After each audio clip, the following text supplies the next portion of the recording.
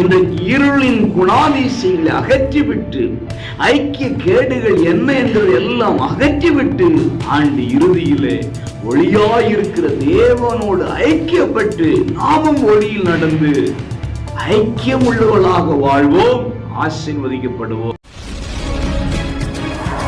அன்புக்குரியவர்களே, இயேசுவின் மகத்துவமான நாமத்தில் மனதார வாழ்த்துகிறேன். ஏசப்பா உங்களை ஆசீர்வதிப்பாராக. 1 யோவான் 1:7 அவர் ஒளியில் இருக்கிறது போல நாமும் ஒளியிலே நடந்தால் ஒருவரோடு ஒருவர் ஐக்கியப்பட்டிருப்போம். பிரியமான அன்பு உறவுகளே, இன்றைக்கு ஐக்கியங்கள், நல்ல உறவுகள் மிகவும் நலிவடைந்து கொண்டிருக்கின்றன.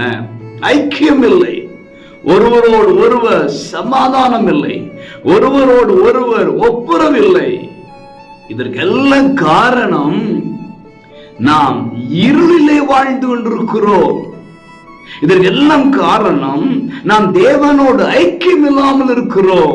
தேவன் ஒளியாக இருக்கிறார். ஒளியாய் இருக்கிற தேவனோடு நாமும் ஐக்கியப்பட்டு ஒளியிலே நடப்போமையானால் ஒருவரோடு ஒருவர் ஐக்கியமாக இருப்போம். இன்றைக்கு போட்டிகள், பொறாமைகள், நான் பெரியவன் நீ பெரியவன் என்கிறதான போட்டிகள் இன்றைக்கு எல்லாம் நிலவுவதற்கு காரணம் ஐக்கியம் இல்லை.